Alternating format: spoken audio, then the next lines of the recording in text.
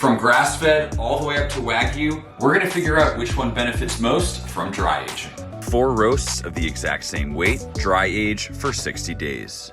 And the first is grass-fed. Exterior is hard as a rock, very minimal marbling, and it's lost a huge amount of weight. Next is choice, decent marbling, average supermarket beef. And prime, excellent marbling that's become more defined through the dry aging process. Lastly, Australian Wagyu, surprisingly soft exterior and top of the line marbling.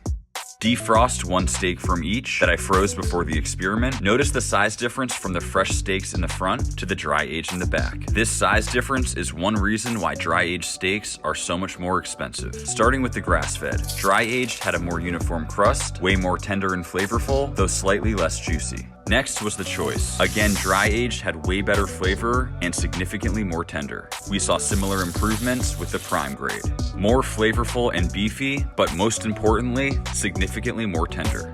But Wagyu is what shocked us the most. The fresh was incredibly tender and flavorful, the dry age was slightly less juicy, and therefore had a lower score.